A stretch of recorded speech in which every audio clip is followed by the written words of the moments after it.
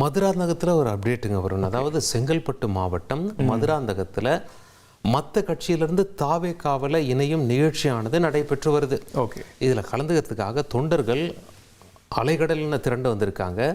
திருச்சி சென்னை தேசிய நெடுஞ்சாலை எப்படி காட்சி அளிக்குது அப்படிங்கிறத நாம் பார்க்குறோம்.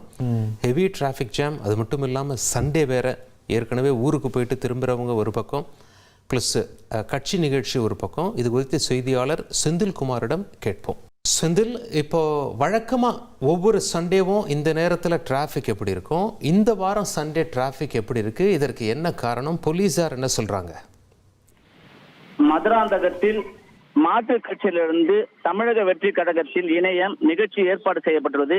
இந்நிகழ்ச்சிக்காக மதுராந்தகம், செய்யூர், திருப்போரூர், செங்கல்பட்டு ஆகிய தொகுதியிலிருந்து தொண்டர்கள் வாகனம் மூலம் தொடர்ந்து வந்து கொண்டுள்ளனர்.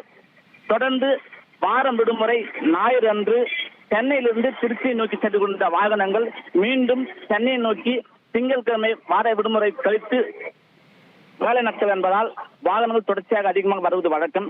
இந்நிகழ்ச்சியின் தொடர்ச்சியாக தாவேகா விழா நிகழ்ச்சியின் காரணமாகவும் வாகனங்கள் தொடர்ந்து அதிகமாக வருவதால் இந்த கடும் போக்குவரத்து நெரிசல் ஏற்பட்டுள்ளது. சுமார் கடும் போக்குவரத்து நெரிசலானது 5 கிலோமீட்டர் அளவில் வாகனங்கள் தேசிய நெடுஞ்சாலையில் சம்பித்து நிற்கின்றது. மேலும் இந்நிகழ்ச்சி முடிவதற்குள் இன்னும் அதிகமான வாகனங்கள் வரக்கூடும் என்பதால் காவல்துறை போக்குவரத்து நெரிசல் சரி செய்து தொடர்ச்சியாக செய்து வருகின்றனர். உங்களுடைய தகவல்களுக்கு நன்றி செந்தில்.